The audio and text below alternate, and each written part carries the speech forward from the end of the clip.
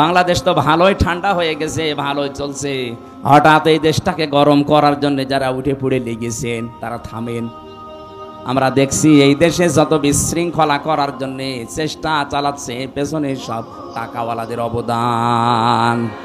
কোন মতো যা ইচ্ছা তাই করবেন না। তারা বিভিন্ন দায়িত্বে আছেন, সম্পদের, ক্ষমতার, বিভিন্ন পাওয়ারের এই জায়গায় আপনি থেকে মানুষের প্রতি ইহসান করে নিজের প্রতি ইহসান আল্লাহর তরফ থেকে বাড়িয়ে নেন, এটা সুযোগ আছে।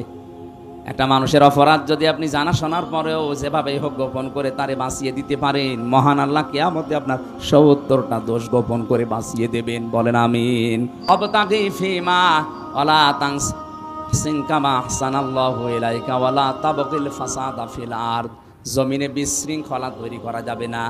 আজ বাংলাদেশে আমরা যারা টাকাওয়ালা আছি, ক্ষমতাওয়ালা আছি, আমাদেরকে ইহসান গুলো আল্লাহ পাক যেভাবে করেছেন, আমরা ক্ষমতা দিয়ে টাকা দিয়ে যদি অন্যান্য সৃষ্টির প্রতি এভাবে দয়া দেখাতে পারি, কিয়ামতে মহান আল্লাহ আমার ৭০টা অপরাধ ঢেকে রাখবে, গোপন করে রাখবেন।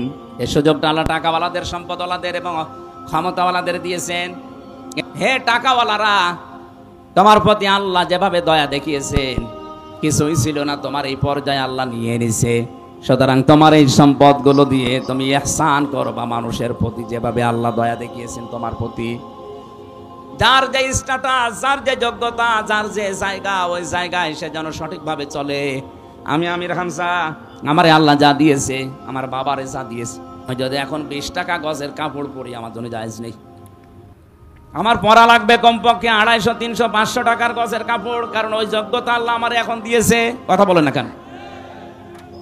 এমনও ধনী মানুষ আছে ২৫ টাকা গজের কাপড় কিয়ামতের আগ পর্যন্ত পরবে। কৃপণ হওয়া যাবে না। যে সম্পদ আল্লাহ দিয়েছে, যে অংশ দুনিয়ায় দিয়েছে, ওইটা আপনি ভোগ করতে পারেন জায়েজ ভাবে, কোনো অসুবিধা নেই। আপনি দান করতে করতে ফকির হয়ে যাবেন, এটা আল্লাহ চাইনি।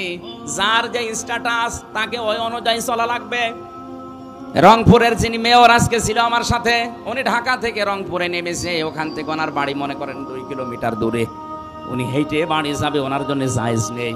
কারণ ওনার যে টাকা আছে, ওনার ওই টাকা বৈধভাবে ব্যয় করার জন্য অনেক অটোওয়ালা, রিক্সাওয়ালা জায়েজ কাজে দাঁড়িয়ে আছে।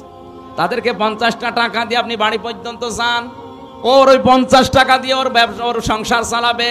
আর আপনি এখান থেকে ৫০ টাকা ওকে দিয়ে আপনি সঠিকভাবে বাড়ি পৌঁছাতে পারবেন। এখন যদি বলেন না আমি হেঁটে বাড়ি যাব, আপনার জন্য জায়েজ নেই। হেঁটে বাড়ি যাওয়া জায়েজ আছে তার জন্য যার কাছে কিছু নেই। ওয়ালা তানসা নাসিবাকা মিনাদ দুনিয়া, দুনিয়ার যে অংশ এইটা পেতে আপনি ভুল করবেন না, এটা আপনি সঠিকভাবে চালান। তাহলে এখান থেকে শিক্ষা কি? এক লোক বউকে বলছে আমি নামাজে যাব, আমার টুপিটা একটু ময়লা পরিষ্কার করে দাও। বউ কেসে দিয়েছে টুপি পরিষ্কার করার জন্যে, কিন্তু ওই দিন আর সূর্য ওঠে নাই, রোদ নেই, এই জন্য টুপি আর শুকায় না। চিন্তা করছে ভেজা টুপি মাথায় দিয়ে গেলে মাথা আমার ঠান্ডা লেগে যাবে। স্ত্রী কাজ করছিল চুলার উপরে, ও টুপিটা এভাবে ধরেছে যেন শুকিয়ে যায়, আল্লাহর ইশারা হাত থেকে পড়ে আগুন লেগে গেছে। টুপির ওই ছাই তুলে কুলি করছে, দাঁত মাজার পর পানিগুলো যখন কুলি করে ফেলে দেয়, বলছে আল্লাহ টাকাগুলো আমি পানিতে ফেললাম। টাকা পানিতে ফেলিস। কৃপণতা করা যাবে না। যার যে অংশ আছে দুনিয়ায় ওইটা আপনি পালন করেন, পান, ভোগ করেন, অসুবিধা নেই। তাদেরকে আল্লাহ পছন্দ করে না। আল্লাহ যদি কাউকে পছন্দ না করে জান্নাত দেবেন? বলেন বলেন। আল্লাহ আমাকে সহ যারা এসেছি এই 5টা উপদেশ বিশেষ করে ক্ষমতাওয়ালা টাকাওয়ালাদেরকে মেনে নেওয়ার তৌফিক দেন। বলেন আমিন।